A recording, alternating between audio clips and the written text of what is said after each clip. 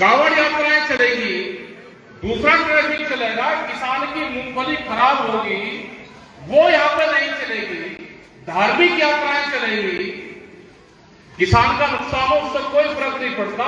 हमारी धार्मिक यात्राएं नहीं रुकनी चाहिए क्योंकि पूरा देश धार्मिक रूप पर लगा दिया।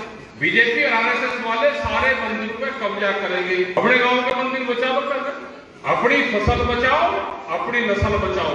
2047 में जब देश की आजादी का 100वां साल मनाएंगे उस टाइम तक इस देश की 70% किसान की जमीन बड़े व्यापारियों के पास में चली जाएगी। अगर विपक्ष के लोग आंदोलन नहीं करेंगे, अपनी आवाज नहीं उठाएंगे तो देश में तानाशाहों का जन्म होगा। विपक्ष आवाज नहीं उठाता, डरा होगा विपक्ष देश में तानाशाहों को जन्म देगा। आपको ही ये आवाज उठानी पड़ेगी।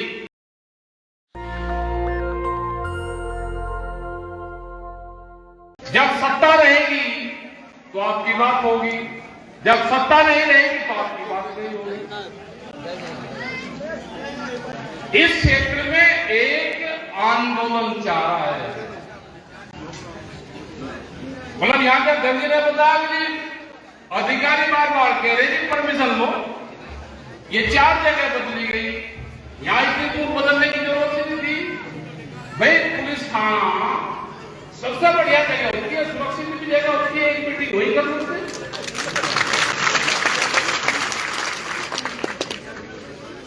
यहां पे कुछ लोग मूंगफली लेके यहां से जा रहे थे बरेली की साइड में, वहां पर मंडी होती मूंगफली की, जलालाबाद सारे किसान के टेम्पो और ट्रक मूंगफली के, हमें नहीं पता वो किस गांव से थे, वो यहां से जा रहे थे एटा मैनपुरी इसी साइड से ले जाते थे, वहां रोक रखे थे। उनका फोन अभी मूंगफली के रोक रखे, और भी लोग क्या भाई कोई नहीं और कोई नहीं। कितने दिन के लिए रोकेंगे? 3 दिन बाद में खुलेंगे। कावड़ चल रही है, कावड़ यात्राएं चलेगी, दूसरा ट्रैफिक चलेगा, किसान की मूंगफली खराब होगी वो यहां पर नहीं चलेगी, धार्मिक यात्राएं चलेंगी, किसान का नुकसान हो उससे कोई फर्क नहीं पड़ता। हमारी धार्मिक यात्राएं नहीं रुकनी चाहिए क्योंकि पूरा देश धार्मिक रूप पर लगा दिया। अभी भी 4 दिन की घोषणा कर दी, ये तो पूरा देश जा रहा है वहां पर। वही इन अपने घर के धंधे कर रहे हैं भाई, जो से काम पर सरकार लग रही उसी पे आप लगा दो उसको, सब वृंदावन में उसको लगा दिया सब। एक आपने गुरुद्वारा को बता दिया तो वहां पर भी चल गया, गुरुद्वारा में भी लंगर भंडार का गुरुद्वारा ने चलाए। एक लंगर भंडारा मथुरा का उसका नहीं चला, एक नहीं चला कहीं भी। अपने गांव के भी मंदिर देख लो, बीजेपी वाले सारे मंदिर कब जाएंगे, सारे ट्रस्ट बनवा रहे उनके। अपने गांव के जो मंदिर हैं उनके ट्रस्ट बनवा लो अपने। बीजेपी और आरएसएस वाले सारे मंदिरों पे कब्जा करेंगे। अपने गांव के मंदिर बचाओ, अपनी फसल बचाओ, अपनी नस्ल बचाओ, अपने काम करो काम। रोजगार पर कोई ध्यान नहीं है। 4 साल के नौकरियां हमने 4 साल की, हमने बुझा ये पॉलिटिकल आदमी भी 4 साल की अग्निवीर बन जाए, पॉलिटिकल अग्निवीर बन जाए, एक नई जो शुरू हो जाए ना वे बढ़ेगी नहीं। बुढ़ापे में भी 70 साल तक और 75 साल तक जब तक नहीं बनने के, जब तक वे पॉलिटिकल रहेंगे, वे अग्निवीर नहीं बनने के। लेकिन हमारा नौजवान अग्निवीर बनेगा क्योंकि रोड दिखाना ना डाटा कि हमने इतने लोगों को रोजगार दिया। अपने काम पर लोगों ये जमीन बचानी है तो आंदोलन करना होगा। और जिस आदमी ने भी अपनी जमीन बेची हो तुम्हारा उस जमीन को नहीं खरीद सकता। जो क्लोज था, जो 2013 का एक्ट था, उस एक्ट को संशोधन कर दिया इन्होंने। जब भूमि अधिग्रहण एक्ट बना, सुमित्रा महाजन बीजेपी की स्टैंडिंग कमेटी की चेयरमैन थी, वो सारे पार्टियों के लोगों ने भूमि अधिग्रहण बनवाया था। लेकिन जब इनकी सरकार आया, उसी अधिग्रहण में जो भूमि एक्ट था उसी में संशोधन करा, आज उसका मॉडल एक्ट बना दिया और मॉडल एक्ट की पूरी पावर डीसी को दी, डीएम को। आज भूमि अधिग्रहण की पूरी पावर डीएम के पास में है। आपको केसीसी देंगे लेकिन आपको फसल का दाम नहीं देंगे। आपकी जमीन महंगी हो सकती है लेकिन आपकी फसल की कीमत नहीं मिलेगी। उनका टारगेट है कि आने वाले 2047 में जब देश की आजादी का 100वां साल मनाएंगे, उस टाइम तक इस देश की 70% किसान की जमीन बड़े व्यापारियों के पास में चली जाएगी। एक आंदोलन और करना पड़ेगा। ये व्यापारी भी, अधिकारी भी ध्यान से सुन लें। बड़े बड़े व्यापारी आपके खेत की जमीन खरीदते हैं सड़क के बराबर में, जमीन का बैनामा करवाएंगे कृषि में, और जब बैनामा हो जाएगा तो उसमें दीवार खड़ी करते हैं, फिर इसको कॉमर्शियल करते हैं। अगर शहर में कोई दुकान बनाता है तो 3 फीट जगह सड़क में छोड़ता है, सड़क के अंदर, लेकिन खेत में नहीं छोड़ते। बराबर की भी जमीन में दीवार खड़ी करेंगे और उनको ये है कि पीछे की जमीन हमको सस्ती मिलेगी। ये टारगेट चला, ये अभियान चलाना पड़ेगा। उसमें 3 फीट जगह छोड़ दो, पिछले वाले खेत को सस्ती जमीन ये देंगे नहीं। बहुत बड़ा षड्यंत्र आपके साथ में रचा जा रहा है। इस षड्यंत्र से बचना है। फसलों का दाम नहीं मिलेंगे, स्वामीनाथन कमेटी की रिपोर्ट आई, उसको लागू नहीं करेंगे। A2+SL को लागू करेंगे, A2+ जो 50 था उसको लागू नहीं करेंगे और बताएंगे कि हमने स्वामीनाथन कमेटी की रिपोर्ट को लागू कर दिया। इसलिए नहीं करेंगे कि यहाँ पे मक्का की खेती होती है, यहाँ पे 1400 से 1600 रुपए की मक्का बिकती है, वो 2100 और 2200 रुपए का रेट देना पड़ेगा अगर MSP गारंटी कानून देश में लागू होगा। अकेले बिहार प्रदेश में करीब 5000 करोड़ रुपए मक्का के किसान को नुकसान होता है। उसका डाटा निकालना, वहां से धान की खरीद होती है, वो वहां से 800 से 1200 रुपए में बिहार और पूर्वांचल से खरीद होगी और वो आपके जिलों में MSP पे बिकता है। वो यहाँ के किसान को भी नुकसान करता है, वहां के किसान को भी नुकसान करता है। सब व्यापारी, बड़े अधिकारी, नेता और उद्योगपति इसी धंधे में लग रहे कि फसलों के लूट कैसे होगी, जमीनों को कैसे लूटा जाएगा। आपका ट्रैक्टर, इंजन, पंपिंग सेट यहाँ पे NCR में 10 साल में है, यहाँ पे 15 साल है, लेकिन वो भी 10 साल के अंदर ही अंदर आ जाएगा। 15 साल में भी क्या कोई ट्रैक्टर का कुछ बिगड़ जाएगा? कितने लोग हैं कि 15 साल में अपना ट्रैक्टर को दूसरा खरीद देंगे? लेकिन ये कानून है कि देश के बड़े उद्योगपतियों को, जो ट्रैक्टर कंपनियां हैं, जो गाड़ियां कंपनियां हैं, उनको फायदा कैसे देगी? ये सरकार उद्योगपतियों की सरकार है, किसान और मजदूर की सरकार नहीं है। आपने देखा होगा कि फिरोजाबाद आपके बराबर में एक चूड़ियों का उद्योग, यहाँ पे कांच उद्योग है। अगर आप उसके सर्कुलर में देखोगे तो 8 से 10 किलोमीटर के लोग वहां पे पढ़ाई खत्म होगी, वहां पे रोजगार खत्म हो गए, क्योंकि जो भी बच्चा पैदा होता है वो जाकर कारखाने में काम करता है।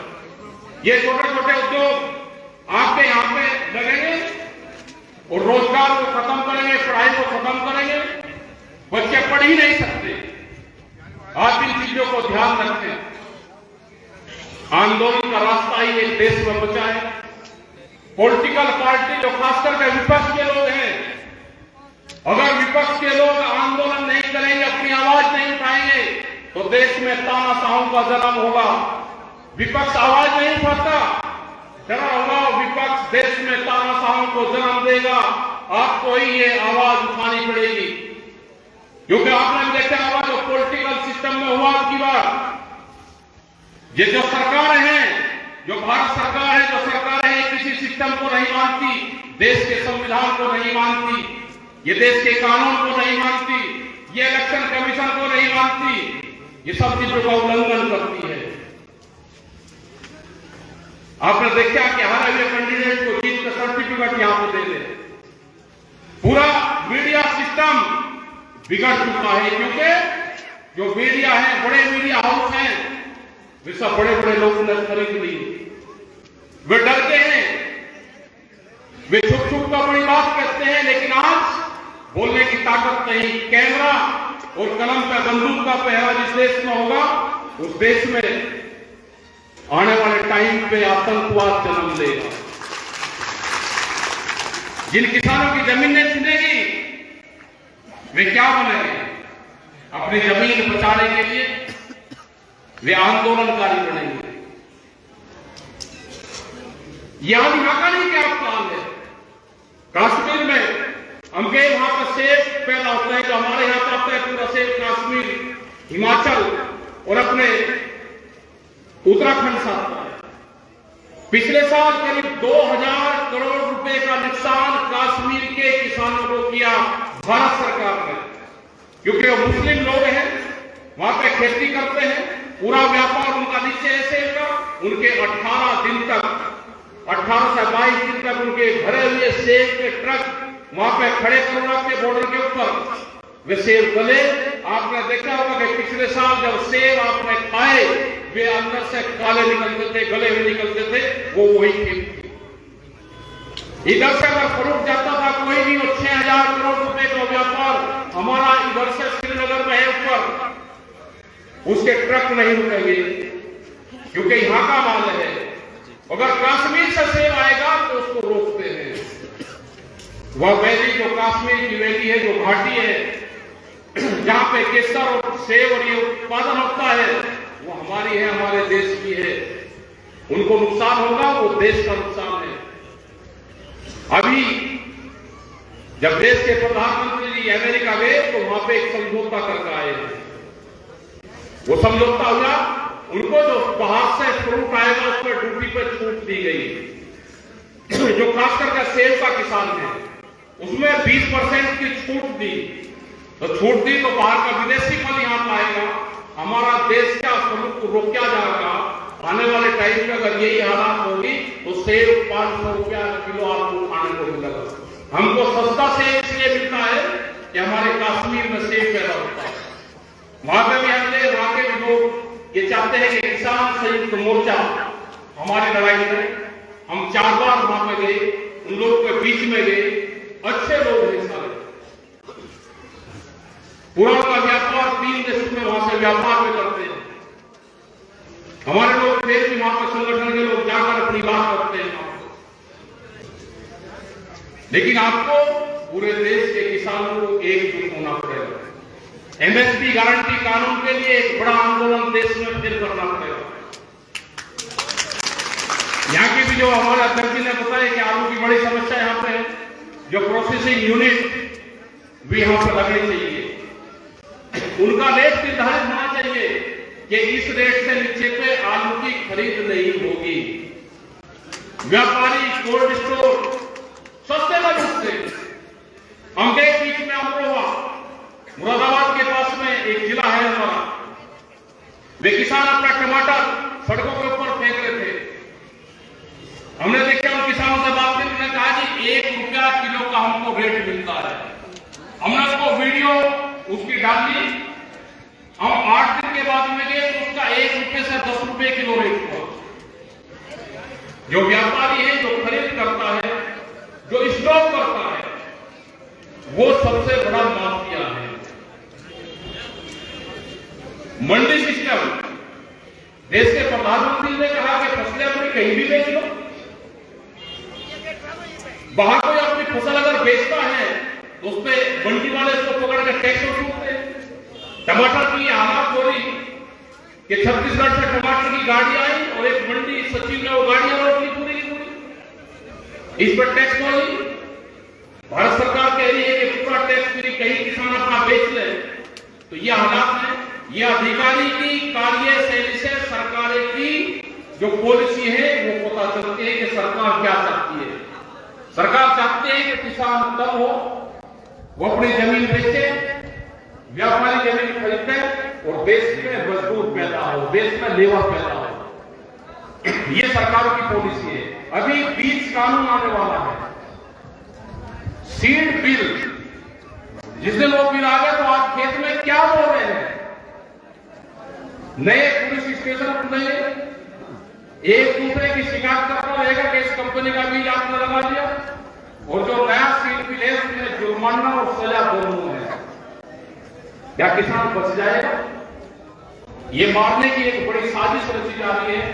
आप संगठन को बढ़ाओ, आप आंदोलन के लिए तैयार रहो, डरने की घबराने की जरूरत नहीं है। देश में जब आजादी लड़ी गई, इसकी लड़ाई लड़ी गई, तो बहुत से लोगों ने कुर्बानियां दी। आज वो जमाने चले गए कि आपका लाठी गोली को चलेगा, वो जमाने खत्म हो गए, डरने की जरूरत नहीं है। पूरा देश का किसान इकट्ठा है, देश में किसान संयुक्त मोर्चा है। नेशनल दस्तक की आपसे गुजारिश है कि अगर इसको बचाना चाहते हैं तो नेशनल दस्तक को सब्सक्राइब करने के लिए रेड कलर के सब्सक्राइब बटन को दबाएं, फिर बेल आइकन की घंटी दबाएं। नेशनल दस्तक को बचाने के लिए बहुत जरूरी है कि हर खबर को शेयर करें, लाइक करें, कमेंट जरूर करें।